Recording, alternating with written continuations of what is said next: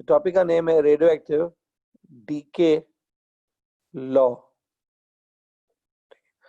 Radio active decay law, ठीक है। JEE और नीट पॉइंट ऑफ व्यू से तो बहुत इंपॉर्टेंट है, मैं बताया था जैसे कल। आज इसको कर लेते हैं। देखो अभी इसमें थोड़ी सी चीजें मैं पहले समझा देता हूँ, ध्यान से देखो। अगर सपोज आप एक रेडियो एक्टिव सब्सटेंस लेंगे, let suppose I take a uranium. Uranium एक रेडियो एक्टिव एलिमेंट है। तो अगर मैंने रेडियो एक्टिव यूरेनियम लिया तो उसके मैंने n एटम्स ले लिए। Let's say I am having a n atoms. हर एक एटम में एक न्यूक्लियस होता है, राइट। तो अगर मैं n एटम्स ले लूंगा उसमें n nucleus will be there ना। कितने न्यूक्लियस होंगे? n। उसको मैं यहाँ पे देखो कैसे लिख रहा हूँ। हमारे पास इतने न्यूक्लियाई हैं, suppose n nuclei are there, ठीक है। इनिशियली जो मैंने लिया है, सपोज इनिशियली मतलब at time t equals to 0, ये टाइम पे t इक्वल्स टू 0 पे मैंने n नंबर ऑफ न्यूक्लियाई ले लिए। तो थोड़ा सा सिंबल सिर्फ चेंज करने के लिए मैं इधर n0 लिख देता हूँ। ये देखो, let's suppose n0, what is this n0? Let n0 is a number of radioactive nuclei at t equals to 0. आपको चाहिए तो सेंटेंस में आप खुद लिख लो।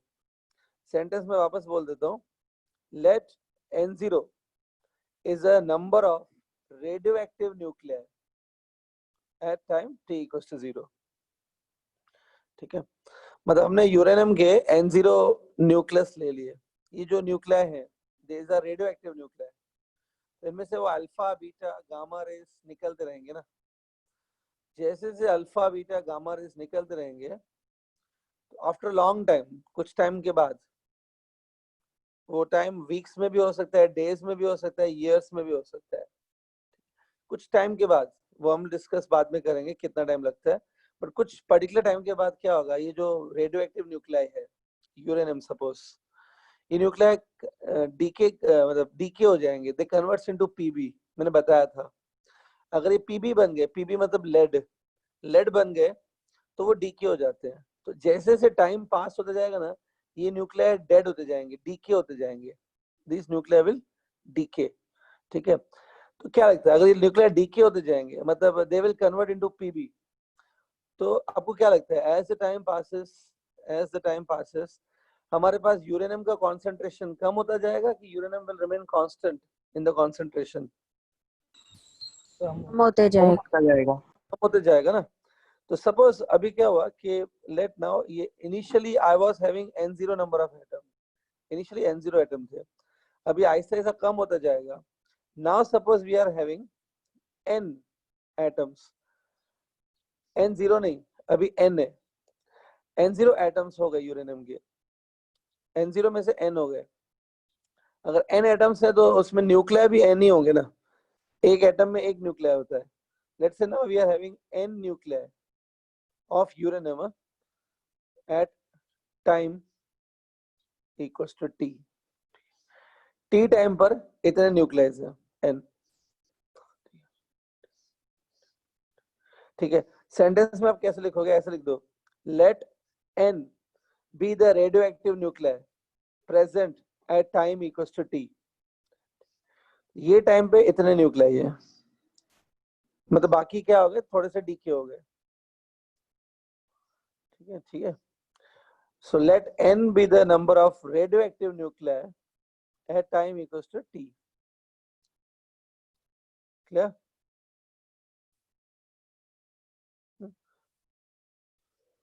सो जो ये मैंने अभी तक समझा है वो थोड़ा सा उसको क्लियर करो। यहाँ पर देखो मैं छोटा सा समरी में ऐसा लिख सकता हूँ, ये देखो t0 पे कितने न्यूक्लियाई हैं आपके पास, और t इक्वल्स टू इस पे, t इक्वल्स टू t पे मतलब टाइम t हुआ है तब इतने न्यूक्लियाई हैं। Very clear? अब जैसे जैसे और टाइम पास होगा, as the time will pass further, और न्यूक्लियाई कम होते जाएंगे क्योंकि वो डीके हो जाएंगे, they will convert into PB. तो होता क्या है कि सपोज नाउ टाइम मैंने थोड़ा सा और आगे गया, time become now t plus dt। देखो टाइम थोड़ा और आगे गया, time changes from t to t plus dt, मतलब कितना टाइम और हो गया, dt टाइम हो गया। dt is a further time elapsed, और dt टाइम बीत गया, इसमें नंबर ऑफ न्यूक्लियाई और कम हो जाएंगे, बढ़ेंगे तो नहीं, नंबर ऑफ न्यूक्लियाई और कम हो गए, they become n minus dn। ध्यान से सिंबल देखो। सो देखो, आपको इसमें अगर सिंबल समझ में आ रहा है तो क्लियरली आपको समझ में आएगा कि in the time of dt time में number of nuclei reduces by dn, isn't it? Number of nuclei reduces by dn in the time of dt, ठीक है, क्लियर। अब देखो यहाँ पे, if you understood this symbol, तो अगर मैं ऐसा लिखूं ये dn, हाँ, dn क्या है, थोड़ा दिमाग में थोड़ा सोचो, what is dn, क्या बोल सकते हो, क्या है dn, बताओ, what can you say, what is dn? dn is a number of nuclei which decayed in the dt seconds time. Can I say like this?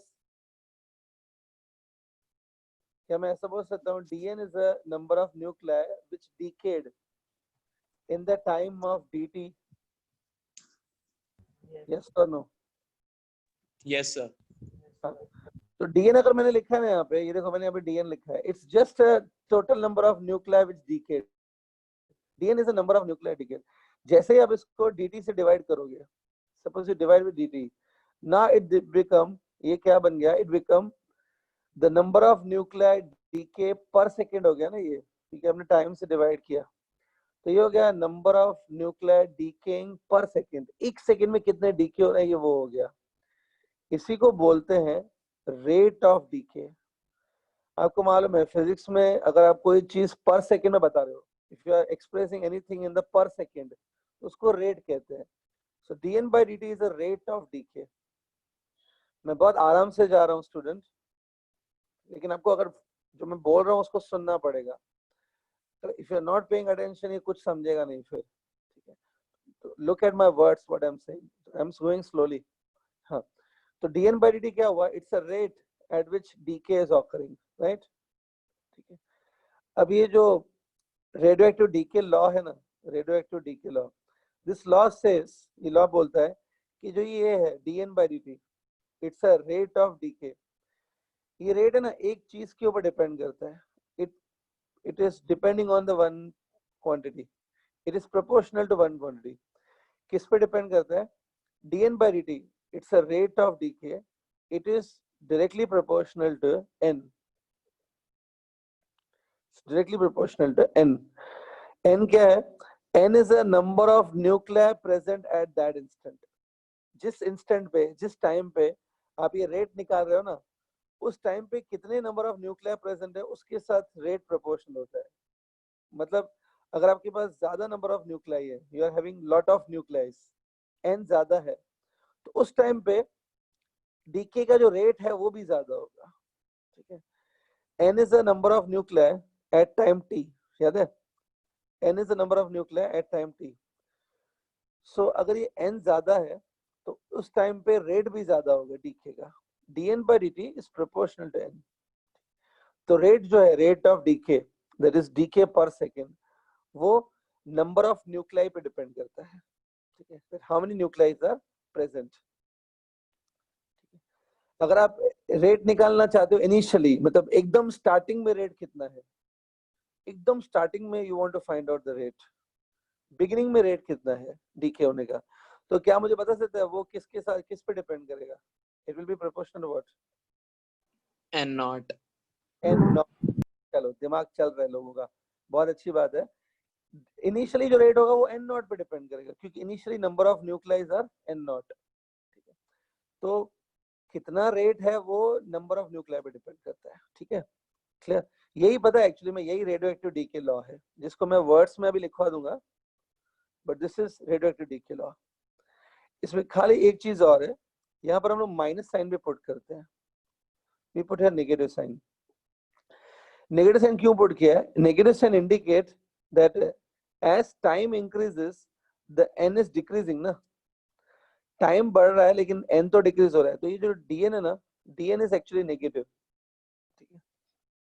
अगर टाइम के साथ एन अगर इंक्रीज होगा, let's suppose if N increases with time, तभी जो rate है dn by dt it comes positive. लेकिन अगर टाइम के साथ n कम हो रहा है तो ये रेट नेगेटिव में लिया जाता है। ये डेरिवेटिव का रूल है। dy by dx should be taken negative if y is decreasing with x।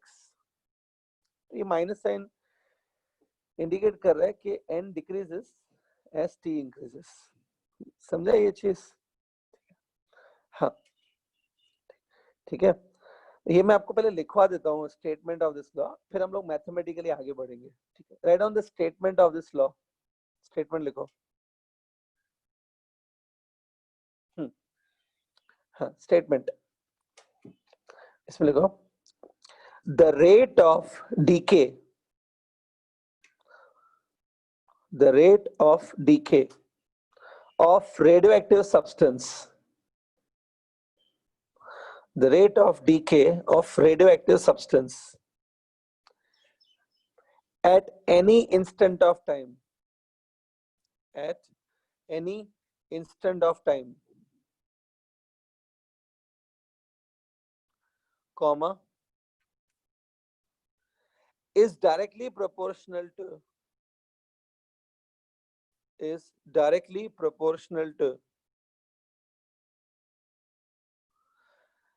the number of radioactive nuclei, directly proportional to the number of radioactive nuclei present at that instant. Number of radioactive nuclei present at that instant। ठीक है, मतलब simple Hindi में अगर मैं बोलूं तो किसी एक पर्टिकुलर टाइम पे जो नंबर ऑफ न्यूक्लियर होते हैं उस पे डिपेंड करता है rate of decay at that time. ठीक है, वेरी क्लियर?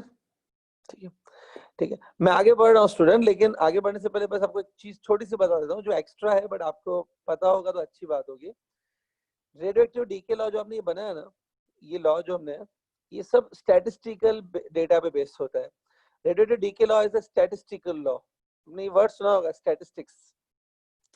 ये एक स्टैटिस्टिकल लॉ है, मतलब अगर हमने 1000 न्यूक्लियर ले लिए, 1000 न्यूक्लियर का बिहेवियर ऑब्जर्व किया, तो मैंने देखा कि 1000 न्यूक्लियर ये फॉलो कर रहे हैं कि रेट विल डिपेंड ऑन, मतलब बहुत सारे न्यूक्लियस को एक साथ देखने के बाद, बहुत सारी ऑब्जर्वेशंस के बाद हम ये लॉ बना लेते हैं। लेकिन इससे हम लोग ये नहीं बता सकते कि कौन सा पर्टिकुलर न्यूक्लियर कब डीके होगा। देखो एक एग्जांपल देता हूँ, सपोज मैंने 1000 न्यूक्लियस ले लिए, 1000 में मैं क्या देख रहा हूँ कि एक घंटे के अंदर 1000 में से 500 न्यूक्लियर डीके हो गए। एक घंटे के अंदर 1000 में से 500 न्यूक्लियर डीके हो गए। 2000 ले लिए तो 2000 में से 1000 न्यूक्लियर डीके हो गए। मतलब मैं बोल सकता हूँ एक घंटे के अंदर 50% न्यूक्लियर डीके हो रहे हैं। तो मैंने उसमें से लॉ बना लिया, लेकिन मैं एग्जैक्टली नहीं बता सकता कौन सा न्यूक्लियर डीके होगा कौन सा नहीं होगा। ये स्टैटिस्टिकल होता है। जब आप एक साथ बहुत ज्यादा एटम्स लेके, एक साथ बहुत ज्यादा सैंपल्स लेके उसमें से कुछ बनाते हो, तो that is called statistical loss. इस रेडियोएक्टिव डीके लॉ कभी ये नहीं बता सकता कि कौन सा न्यूक्लियर कब डीके होगा। ये सिर्फ ऐसा बता सकता है कि इतने न्यूक्लियर डीके हो जाएंगे इतने टाइम में, पर कौन कब डीके होगा वो कोई नहीं बता सकता है। ठीक है, तो ये एक स्टैटिस्टिकल लॉ है, मतलब बहुत सारे एटम्स को एक साथ देख के हमने ये लॉ बनाया है। ठीक है, कौन कब डीके होगा नोबडी नोस। ठीक है, हाँ, dn by dt proportional minus n है। चलो मैं इसमें आगे बढ़ता हूँ, ये आप लिख लो स्टूडेंट, मतलब after this statement you write down this dn by dt proportional to minus n. In the next step I will remove this proportionality sign and I will put constant, right? Constant lambda put कर रहे हैं, lambda, see constant मैंने lambda put किया है। अब lambda क्या है थोड़ा समझा देता हूँ मैं। सबसे पहले तो lambda constant है, राइट? lambda का नेम है decay constant. Lambda is known as decay constant. It's a name of lambda, decay constant. ठीक है, अब लैम्बडा क्या है मैं थोड़ा समझा देता हूँ, ध्यान से देखो।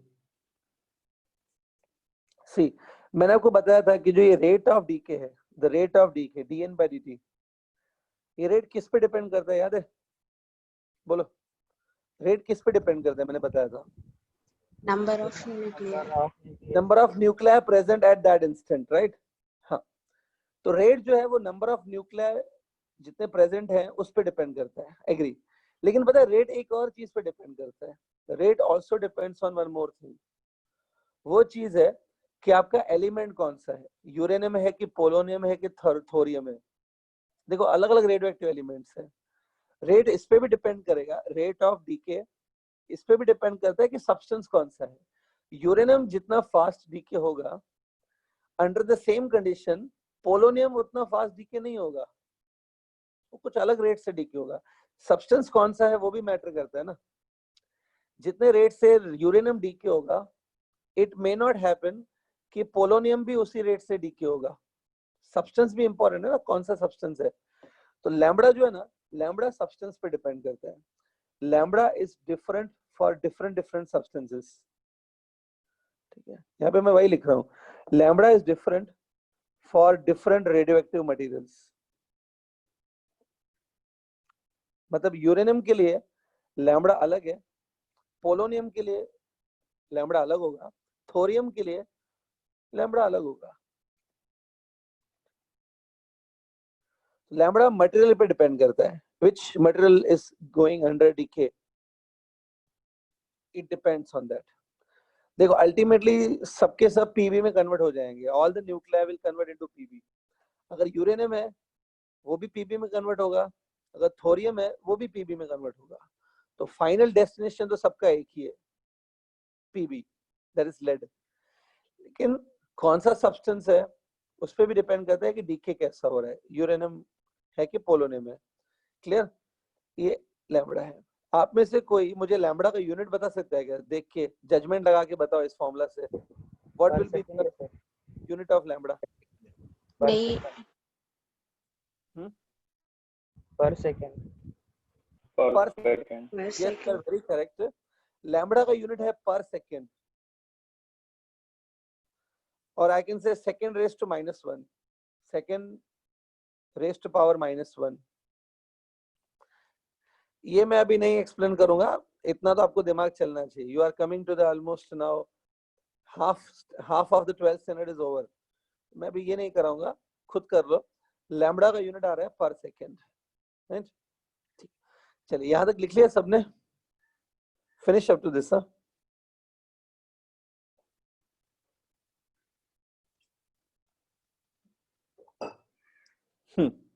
फिनिश्ड, ठीक है। मैं आगे बढ़ रहा हूँ, इसमें सिंपल है स्टूडेंट, कोई बहुत कॉम्प्लिकेटेड टॉपिक नहीं है ये। Hello sir. हाँ बोलो सर प्रीवियस पे बस एक मिनट दिखाओ ना।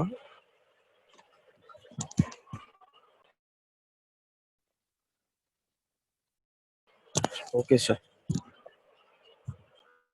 ठीक है, लेट्स गो फर्दर नाउ। हाँ, अब देखो, अभी मैंने क्या बताया कि dn by dt, हाँ, it's equal to minus lambda into n।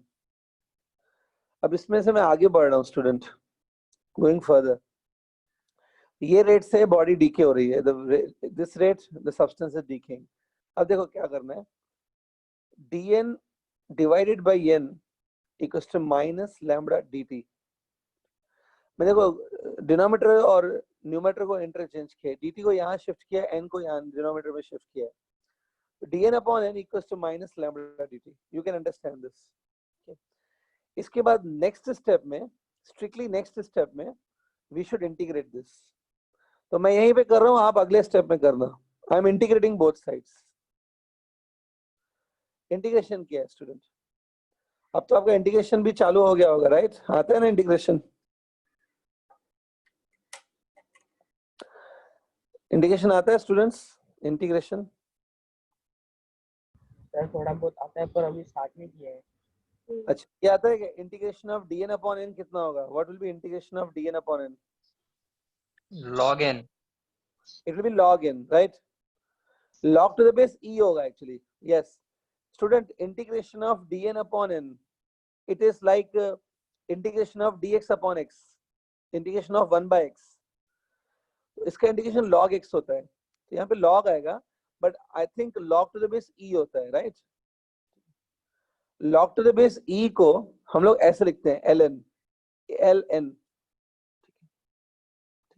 ln नहीं, ln, ln, ln मतलब log to the base e को बोला जाता है, ln, ये वाला, ठीक है, ये भी देखा होगा ना मैथ्स में ln.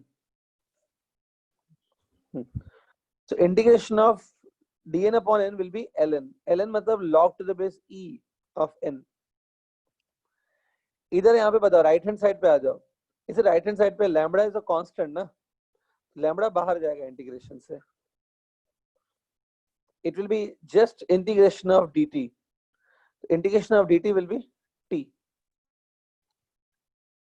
बराबर. अब हम लोग लिमिट्स डालेंगे, बाकी लिमिट्स बाकी है. इंटीग्रेशन तो हो गया, we have to put the limits. देखो लिमिट्स क्या होगी, यहाँ पे मैं टाइम की लिमिट्स लिख रहा हूँ. टाइम की लिमिट्स मैंने ये लिख ली. Let's say time is changing from 0 to t. t equal to 0 से t इक्वल टू t तक हो रहा है. जब t 0 था ना, याद करो, जब t 0 था तब number of nuclei were n not, तो यहाँ पे लिमिट्स होगी n नॉट. ये टाइम पे ये नंबर ऑफ न्यूक्लियाई है, और जब ये टाइम है, when this is the time, तब नंबर ऑफ न्यूक्लियाई कितने थे, n थे ना. सो सी द लिमिट्स, लिमिट्स देख लो. ये टाइम पे ये नंबर ऑफ न्यूक्लियाई है, ये टाइम पे ये नंबर ऑफ न्यूक्लियाई है. बात क्लियर हुई? ठीक. Now put the limits. आपको लिमिट्स पुट करना आता है. It be log of n minus log of n naught, upper limit minus lower limit.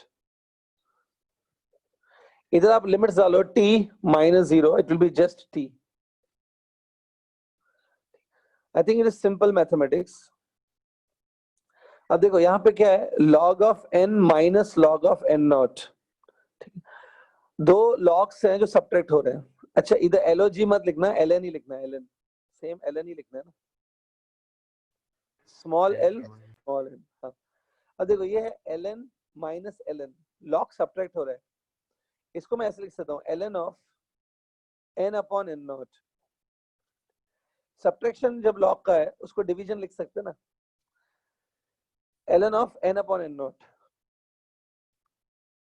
ठीक है, आपको ये मालूम है ना, समझ में आया ये चीज?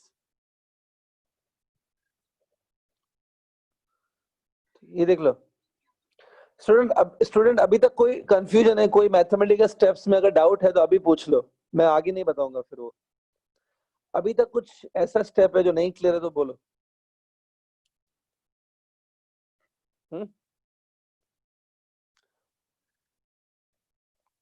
अगर आप लेक्चर सुन रहे हो तो डाउट आ भी सकता है ना, नहीं सुन रहे हैं तो अलग ही बात है, उसमें तो कभी डाउट नहीं आएगा वो तो आप.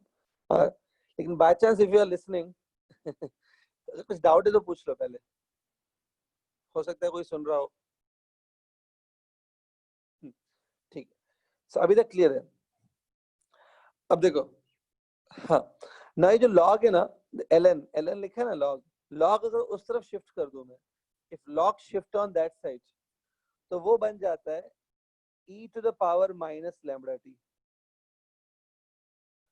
आपने ऐसे सुना होगा log उस तरफ जाके एंटी log हो जाता है, लेकिन मैथमेटिकली ये भी राइट है कि log उस तरफ जाके हम लोग ऐसा भी लिख सकते हैं, e power minus lambda t equals to n by n naught. अब स्पेशली जो नॉन मैथ स्टूडेंट होंगे उनको ये अटक गया होगा यहाँ पे डेफिनेटली.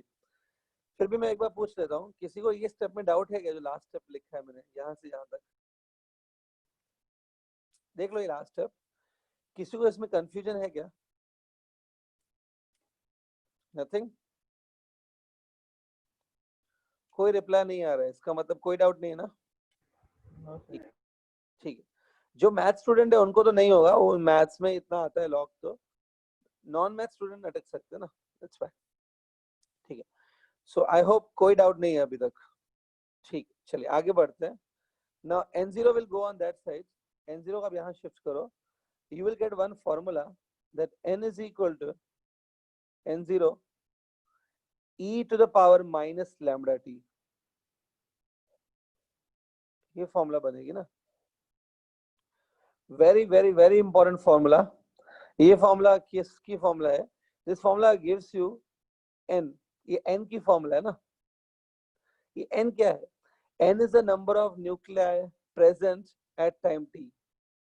तो कभी भी आपको किसी पर्टिकुलर टाइम पे कितने न्यूक्लियाई प्रेजेंट है वो निकालना है, किस टाइम पे कितने न्यूक्लियाई प्रेजेंट है वो निकालना है. तो ये फॉर्मूला आप यूज कर सकते हो. ये जो n है, it's a number of nuclei present at this time. ये वाला, look at my fingers, fingers पे ध्यान दो. This is a number of nuclei present at this time. ठीक है. तो अगर आपको सपोज निकालना है number of nuclei after 100 seconds, 100 seconds के बाद कितने न्यूक्लियाई वो निकालना है, तो मैं t 100 डाल दूंगा और मैं यहाँ से n कैलकुलेट करूंगा. n नॉट क्या है आपको याद होगा, n not is the initial number of nuclei. और लैम्बडा क्या है, लैम्बडा भी याद होगा, lambda is a decay constant, right. यहाँ पे e आ रहा है, देखो e पावर है. e को एक्सपोनेंशियल टर्म कहते हैं मैथ्स में. e मतलब एक्सपोनेंशियल. कैन आई से n is exponentially decreasing with time. आपको मैंने बताया था जैसे जैसे टाइम पास होता है नंबर ऑफ न्यूक्लियाई कम कम होते जाते हैं ना, they decay. But can I say the number of nuclei decay exponentially with time, exponentially कम हो रहा है number of nuclei. Yes. Yes. e power की वजह से, it's because of e raise to minus power, I can say n decreases exponentially with time. n Yes, decreases sir. with time. If I plot the graph of n versus n, graph ऐसा आएगा almost.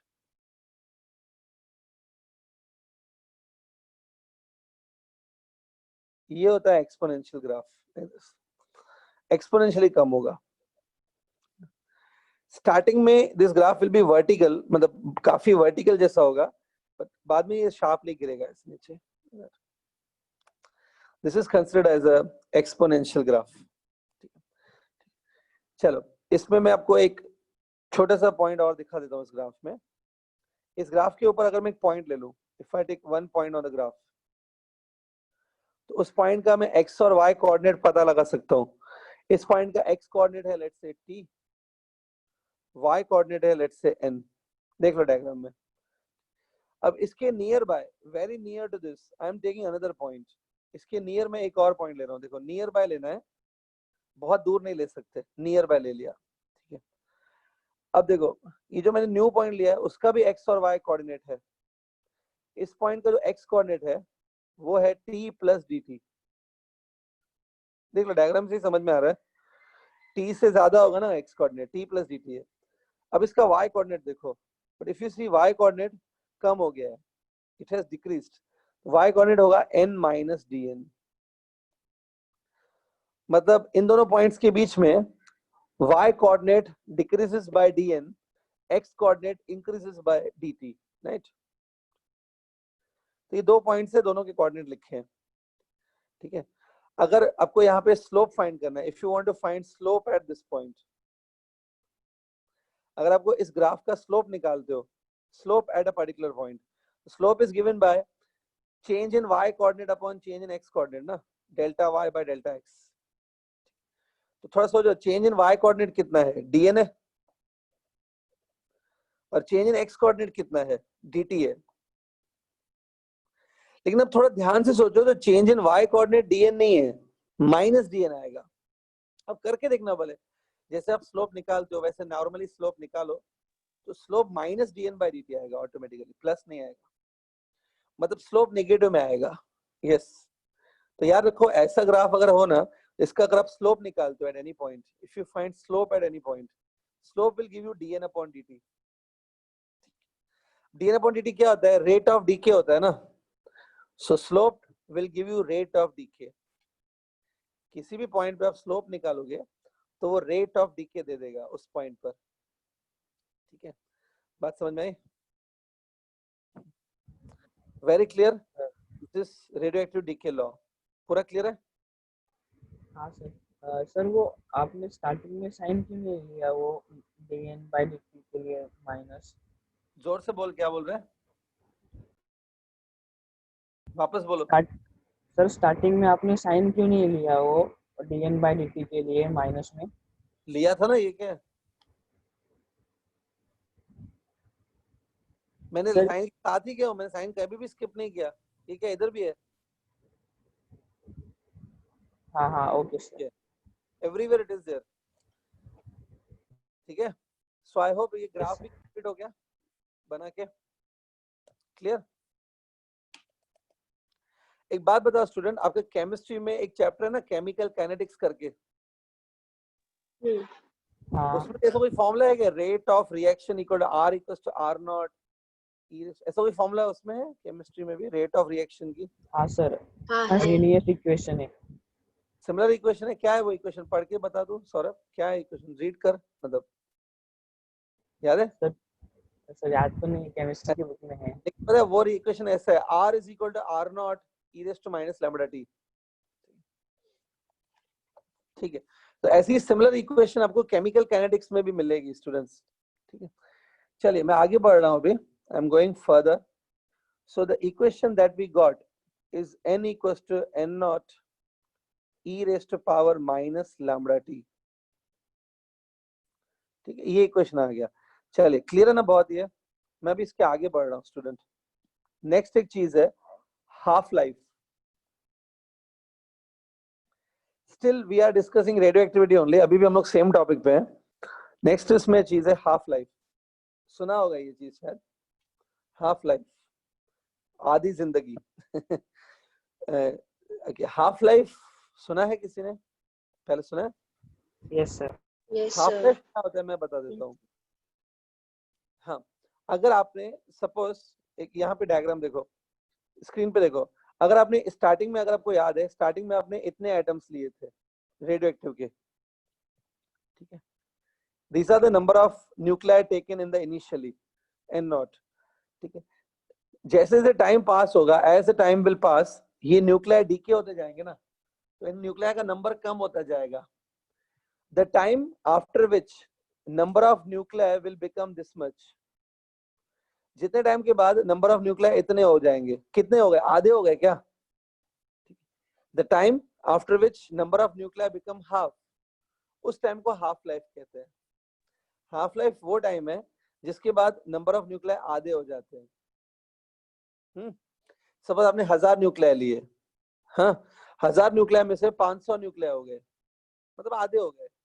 2 घंटे के अंदर हो गया ऐसा, with in 2 hours, 2 घंटे के अंदर 1000 में से 500 हो गए, तो I will say 2 hours is a half life. is a half life. समझा? बहुत सिंपल है। ठीक है, लेकिन स्टूडेंट न्यूमेरिकल में जब ये चीज आती है फिर से भूल जाते हैं, न्यूमेरिकल में नहीं लगाते ये चीज, है तो बहुत simple. I think it's very clear. ठीक है, अब मैं पहले इसका डेफिनेशन लिखवा देता हूँ हाफ लाइफ का, then I will derive the formula for half life. Write down definition, definition लिख लो।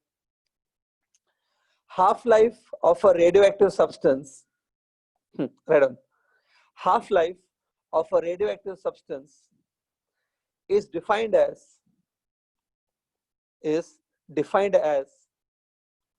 the time after which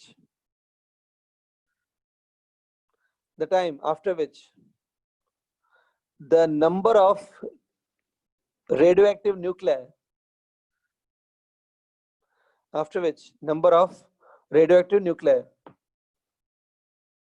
becomes half,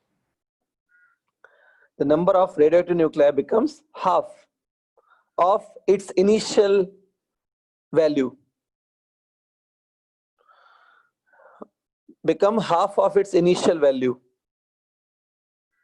It's called half life. Easy समझा?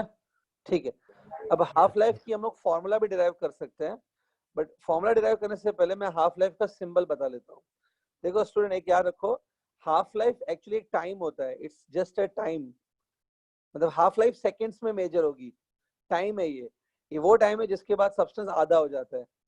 ये टाइम है, इसकी सिंबल है, ऐसी होती है सिंबल, देखो this is symbol capital T और नीचे हाफ लिखना है, this is a symbol of half life. ये सिंबल है, मेंशन कर लो ये भी चीज, symbol of half life is this one.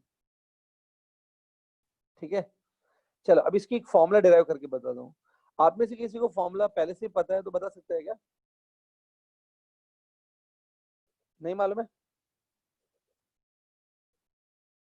ठीक है, तो चलो डिराइव करते हैं। ठीक, सबसे पहले ये इक्वेशन मैंने फिर से लिखा है, आप लोग भी लिख लो पहले। ये इक्वेशन लिखा है मैंने, ठीक है। अब देखो मैं क्या कर रहा हूँ, ध्यान से देखो, ठीक है। दिस n, ये देखो स्क्रीन पे, ये n क्या है? It's a number of nuclei at time t ना, और n naught initial number of nuclei है, ठीक है। तो यहाँ पे देखो अभी मैं क्या कर रहा हूँ, मैं एक पर्टिकुलर टाइम डाल रहा हूँ, मैं एक पर्टिकुलर टाइम यहाँ पे पुट करूंगा, और उस टाइम पे जितने नंबर ऑफ न्यूक्लियाई हैं वो भी पुट करूंगा। तो मैं एक पर्टिकुलर t लेने वाला हूँ और एक पर्टिकुलर n लेने वाला हूँ। देखो आपको राइट है कि नहीं। n में इतना ले रहा हूँ, मतलब कितने न्यूक्लियाई हो गए? आधे हो गए। टाइम में इतना ले रहा हूँ, ये वो टाइम है, देखो टाइम मैंने ये लिया, नंबर ऑफ न्यूक्लियाई मैंने ये ले लिए, ये वो टाइम है जिस पे नंबर ऑफ न्यूक्लियाई इतने हैं। करेक्ट है क्या स्टूडेंट? ये लग रहा है हाँ राइट है? सर। यही चीज आप यहाँ पे सब्स्टिट्यूट कर दो, this value of T and N I will put it here. देखो मैं n इतना डाल देता हूँ, सी ये n naught e to the power minus lambda, small t की जगह मैं ये डाल दूंगा t पावर हाफ। ये देखो, so I substitute this data in this equation। तो देखो अभी n नॉट कट हो गया, ये e raise to minus power है ना, e raise to minus power को आप नीचे लेके जाओ, so it become 1 upon e raise to plus power हो जाएगा lambda t half. e raise to minus power को आप डिनोमिनेटर में लेके जाओ तो 1 upon e raise to plus power हो जाएगा, equals to 1 upon 2। Cross multiplication e raise to lambda into t half equals to 2। यहां तक कुछ कंफ्यूजन है तो पहले वो क्लियर करो स्टूडेंट, पहले यहां तक कुछ डाउट है तो बोलो। No doubt?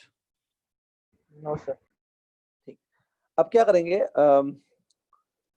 Taking log on both sides, लेकिन log to the base e लेंगे, log to the base e वाला लेंगे। यहाँ पे लॉग टू द बेस 10 नहीं लेना है, हमेशा 10 नहीं लेना है, log to the base e लेना है, sorry. Taking log to the base e on both side, दोनों साइड में log ले लेता हूँ, जो उसको ऐसे लिखते हैं ln of e, दूसरे साइड भी ln of 2। लेकिन e के ऊपर कुछ पावर है ना, log of e raise to power है, वो पावर कहाँ जाएगा पता है? पावर इधर आ जाएगा ना। आपको ये मालूम है log लेने पे जो पावर होता है वो मल्टीप्लाई हो जाता है ना। अब ये क्या है देखो, ये है log of e to the base e, ये log of e है but to the base e है ना, log of e to the base e क्या होगा फिर? तो 1 होता है, this become 1। तो आपको अभी यहाँ पे क्या बचा, lambda t power half is equal to log 2। ठीक है, इज इट log of 2 ना? log of 2 की एक फिक्स वैल्यू है, मतलब अगर आप log टेबल में चेक करोगे तो मिलेगी, log of 2 की वैल्यू आती है 0.693, 0.693। अब ये लैम्बडा को इधर शिफ्ट करो क्योंकि मुझे हाफ लाइफ की फॉर्मूला चाहिए ना, तो the formula of half life आ रहा है 0.693 डिवाइडेड बाय लैम्बडा। ये देखो ये फॉर्मूला आ रही है, this is a formula for half life, very important formula. Half life is given bye 0.693 upon lambda. ठीक है, लिख लो भले, और जो मैं बोल रहा हूँ उस पर ध्यान से भी सुनना। 0.693 तो कांस्टेंट है, मतलब 0.693 विल नॉट चेंज एवर, वो तो उतना ही रहेगा 0.693। लेकिन ये लैम्बडा बताओ, लैम्बडा किस पे डिपेंड करता है, मतलब लैम्बडा किस चीज पे डिपेंड करता है? एनीबॉडी? सर वो रेडियो एक्टिव एलिमेंट, मतलब कौन सा एलिमेंट लिया है उस पे डिपेंड करता फॉर डिफरेंट एलिमेंट्स। लैम्बडा अलग अलग एलिमेंट्स के लिए अलग अलग होता है। तो देखो डिफरेंट एलिमेंट्स के लिए लैम्बडा डिफरेंट होगा। तो हाफ लाइफ भी तो अलग अलग आएगा ना सारे एलिमेंट्स का। सो जो अगर आपने ये लैम्बडा यहाँ पे पुट किया, लैम्बडा ऑफ यूरेनियम आपने पुट किया, तो हाफ लाइफ यूरेनियम की आएगी। लेकिन लैम्बडा अगर आपने पोलोनियम का पुट किया तो वो तो अलग होगा, पोलोनियम का लैम्बडा, तो पोलोनियम की हाफ लाइफ अलग आएगी ना। तो is it half life also different for different different substances? Yes, sir. Yes, sir. तो ये मेंशन कर लो अपने स्टेटमेंट में that half life is different for different different substances.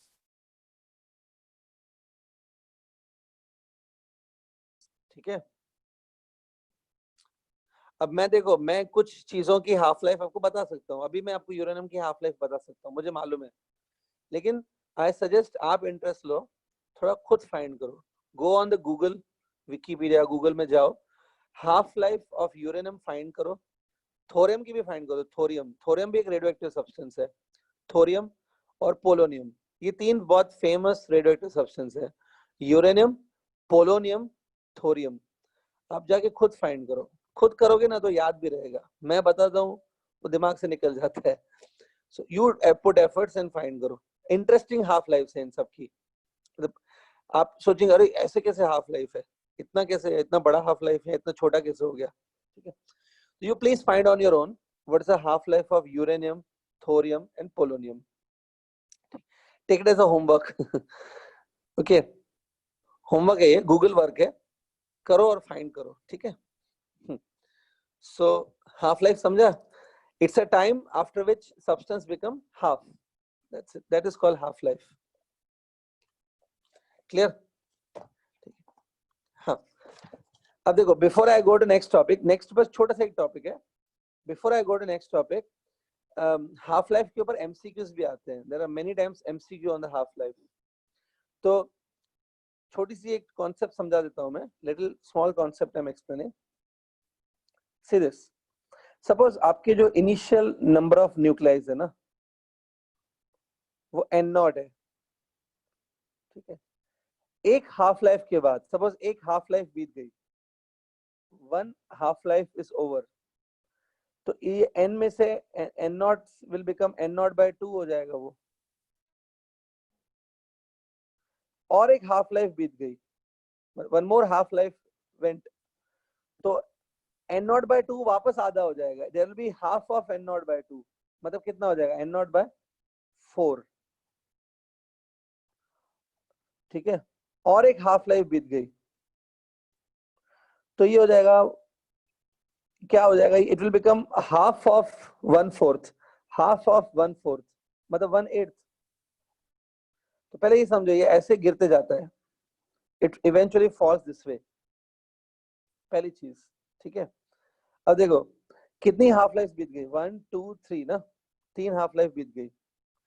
3 half life बीतने के बाद number of nuclear which are there, number of nuclear जो मेरे पास है, 3 हाफ लाइफ बीतने के बाद कितने नंबर ऑफ न्यूक्लियर मेरे पास है, 1/8, 1/8 है, राइट। 3 हाफ लाइफ हो गई ना। अच्छा, 8 को हम लोग ऐसे लिख सकते हैं, 8 मतलब 2 का क्यूब हुआ ना। 8 मतलब क्या हुआ, 2 का क्यूब, 2⁻3। ये 3 दिख रहा है, ये 3 है number of half life completed. 3 half life होने के बाद इधर 3 आ जाता है।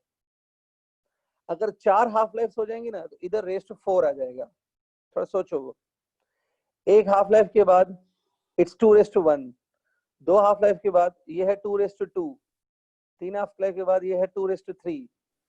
सो क्या मैं ऐसा लिख सकता हूँ, number of nuclear which are remaining, ध्यान से देखो मैं क्या लिख रहा हूँ, number of nuclear remaining after n half lives are over, number of nuclei after n half lives will be how much, anybody? कितने न्यूक्लियर बचेंगे after n number of half lives are over? 1/2 into n0। देखिए देखो, ये अगर मैं यहाँ पे देखो, मैंने ये n लिखा है, half lives are n over, n से आपको कंफ्यूजन हो सकता है, तो मैं n को चेंज कर देता हूँ, n की जगह मैं m लिख देता हूँ, कंफ्यूजन हो। आफ्टर m हाफ लाइव्स इधर raised to m हो जाएगा, m ठीक है ज्यादा। तो ये फॉर्मूला जिसपे कभी कभी एमसीक्यूज होते हैं स्टूडेंट, ये फॉर्मूला थोड़ा ध्यान में रहेगी, मेथड भी समझ लो कैसे डिराइव किया मैंने, थोड़ी ध्यान में रहेगी तो अच्छी बात है, हेल्पफुल इन एमसीक्यूज। तो जिसको नोट करना है एमसीक्यूज के लिए कर सकते हैं।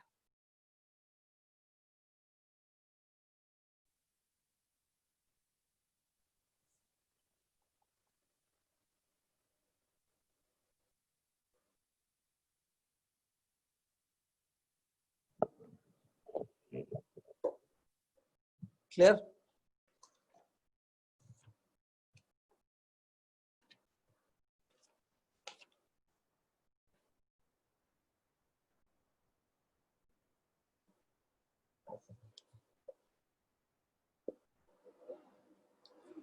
ठीक है। Yes, sir.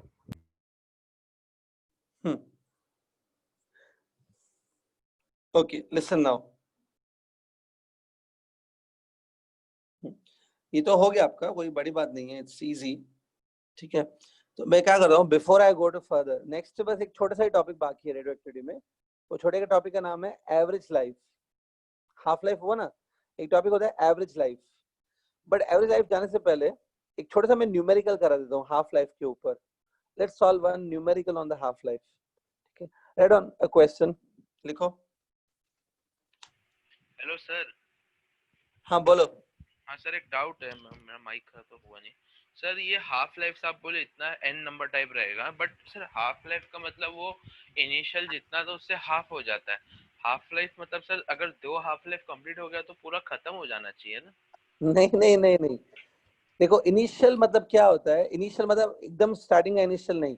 हाँ सर। इनिशियल मतलब जब आप हाफ लाइफ चालू हो रही है तब कितना नंबर ऑफ न्यूक्लियाई है। सपोज स्टार्टिंग में 100 है तो एक हाफ लाइफ के बाद 500 हो जाएंगे।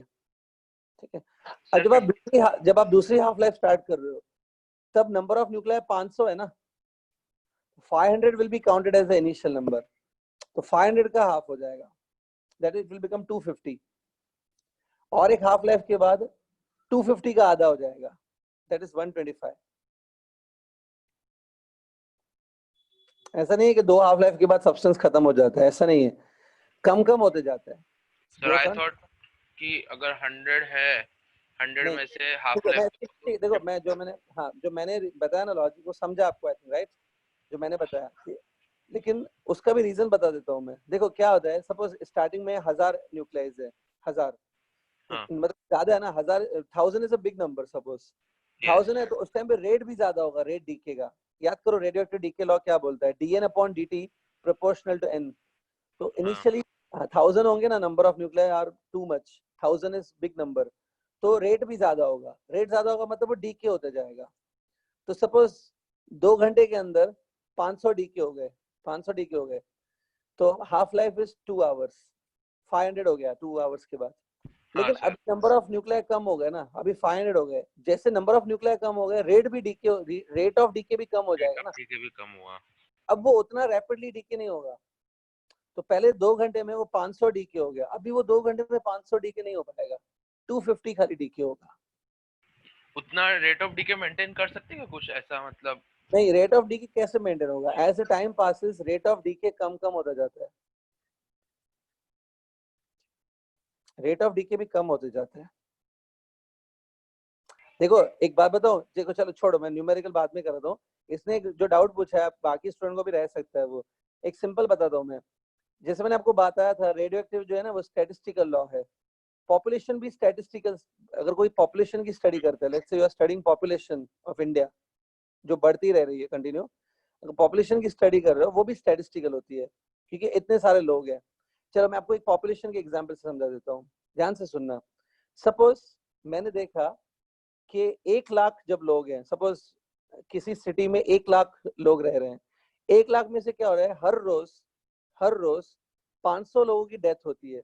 1 लाख लोग है ना, उसमें से 500 लोगों की डेथ होती है on an average, statistical 1 lakh में 500 की डेथ होती है। ठीक है, लेकिन मैंने क्या किया कि 10 साल के बाद, आफ्टर 10 years, मैंने देखा उस सिटी की पॉपुलेशन कम हो चुकी है ड्यू टू अदर फैक्टर्स। अब उस सिटी की पॉपुलेशन 1 लाख है ही नहीं, उस सिटी की पॉपुलेशन खाली 10,000 है। 1 लाख है ही नहीं, 10,000 है। क्या आपको लगता है 10,000 में से भी रोज 500 लोग मरेंगे? नहीं। रोज 500 लोग डीके होंगे? नहीं, क्योंकि नंबर ऑफ पीपल कम हो गया तो रेट भी कम हो जाएगा डेफिनेटली, राइट? लोग कम हो गए तो डीके का रेट भी कम हो जाएगा ना। 1 लाख में 500 मरेंगे तो 10,000 में थोड़ी 500 मरेंगे। समझ में लेकिन आई? सर ये इधर थोड़ी ना एप्लीकेबल है, ऐसा तो 10,000 में भी सिर्फ 500 मर सकते हैं। आपका नाम क्या है पहले वो बता। अमन? ओम पांडे सर। ओम पांडे। क्या अरे डाउट इतना सिंपल मैंने क्लियर किया, अभी भी तो डाउट है। हाँ क्या बोल रहा है, बोलो अपना। कुछ नहीं सर, वही बस है कि हाफ लाइफ कैसा है, अब तक सर इतना ही पड़ा था ना कि अगर 100 है तो समझो 2 घंटे में 50 हो गया, तो आई थॉट नेक्स्ट 2 आवर्स में भी 50 होके खत्म हो जाएगा। नहीं नहीं नहीं, नेक्स्ट 2 आवर्स में उस 50 का भी हाफ हो जाएगा। हाफ That हो is जाएगा। 25। वो रेट ऑफ डीके कम होता है सर, अभी आपने रीजन बताया। हाँ, क्योंकि रेट कम होते जाता है ना। ठीक है, चलो क्लियर विद दिस। तो चलो एक जल्दी से एक छोटा न्यूमेरिकल कर लेते हैं student. Right on the question. Sir वो रेट को हम मेंटेन नहीं कर सकते क्या, कुछ ऐसा मतलब? एक काम कर, लेट मी फिनिश दिस, एक मुझे करने दे, मैं आपको बाद में क्लियर करता हूँ। वेट वेट, मैंने स्टार्ट कर दिया तो लेट मी कंप्लीट। हाँ देखो सब, हाँ लिखो, the half life of a substance is 20 days. The half life of a substance is 20 days. Full stop. What is the time taken? What is the time taken for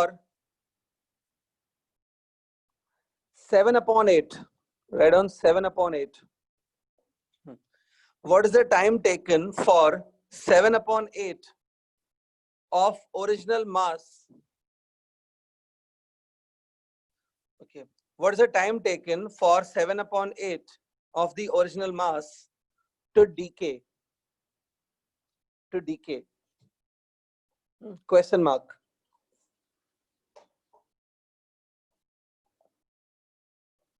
ठीक है, question लिखा। अब देखो क्वेश्चन क्या बोल रहा है, अभी पढ़ के देखो भले।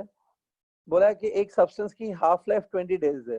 ओके चलो मान लेते हैं उसकी आधी लाइफ 20 days है, मतलब हर 20 days में इनिशियल का आधा हो जाता है, as it goes half and half. ठीक है, हाफ लाइफ उसका 20 days है। अब देखो इसने बोला है कि स्टार्टिंग में let's say I am having n not number of atoms, initially suppose n not atom है। ये बोल रहा है कि फाइंड करो कितने टाइम के बाद, आफ्टर व्हाट टाइम, कितने टाइम के बाद ये जो n नॉट एटम्स हैं उसके 7/8 of n not, 7 out of 8 of n not, इतने एटम्स डीके हो गए। तो कितने बचेंगे वो नहीं बता रहे, कितने डीके हो गए वो बता रहे। ये बोल रहे 7/8 जो है ना वो डीके हो जाना चाहिए। 7/8 of the 7 out of 8, 7 part out of 8 parts should get decay. तो आप में से कोई बता सकता है अगर 7/8 डीके हो गया तो बचा कितना मेरे पास? 1/8. 1/8. एक्चुअली में he is asking you, actually में ये ऐसे पूछ रहा है इनडायरेक्टली कि कितने टाइम के बाद n not will become n not by 8, 1/8 कितने टाइम के बाद होगा, कितने टाइम के बाद 1/8 हो जाएगा। या ठीक है, 7 out of 8 डीके हो गया तो बचा कितना, 1 out of 8 बचा। 7 डीके हो गए 8 में से तो बचा 1 ही ना, 1 out of 8 बचा ना। सो एनीबॉडी, कितनी हाफ लाइफ के बाद 1/8 बचेगा? 3 सर। 3. फर्स्ट हाफ लाइफ के बाद 1/2, उसके बाद 1/4, फिर उसके बाद 1/8। तो 3 हाफ लाइफ लगेंगी ना। So it must be after 3 half lifes. अगर आप ये डायरेक्ट लिखते हो तो कोई हार्म नहीं है, वो कोई मार्क्स नहीं काटेंगे। आप ऐसा लिख सकते हो, the substance from n0, the number of nuclei from n0 become 1/8 of n0 after 3 half lifes. So कितना हुआ, टाइम कितना हुआ, 3 हाफ लाइफ्स मतलब कितने डेज लगेंगे? 60 days. 60 days. हाँ, 1 हाफ लाइफ इज 20 days ना, तो 3 हाफ लाइफ्स मतलब 20 20 20, 3 बार 20 20 मतलब 60 days। तो देखो अगर किसी को लग रहा है कि लिखने नहीं हो रहा है, आप कैसे लिखेंगे, तो मैं लिखवा देता हूँ चाहिए तो, बट आई थिंक समझ में आ गया कैसे करना है। ठीक है, so I am just dictating how to write. ऐसे लिखो, since 7/8 mass is decayed, since 7/8 mass is decayed, therefore remaining mass must be 1/8. Therefore remaining mass must be 1/8 of original. Remaining mass must be 1/8 of original. That is, substance reduces to 1/8. That is, substance reduces to 1/8. For this, 3 half-lives will be required. For this, 3 half-lives will be required. That is 3 into 20. That is 60 days. समझा student? Very clear? Yes sir. अगर मैं एक छोटा सा ऐसे ही एक similar छोटा सा क्वेश्चन होमवर्क दे रहा हूं, मैं very similar to this homework दे रहा हूं, वो कर क्या हो कल तक, ठीक है? लिखो, राइट ऑन। एक लास्ट होमवर्क दे रहा हूं, लिख लो जल्दी। A certain radioactive substance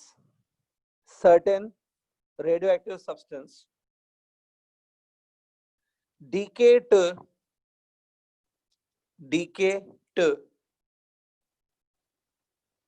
1/32, decay to 1/32 of its initial number. 1/32 of its initial number in 30 days. In 30 days. 30 days. Then find its half-life. Then find its half-life.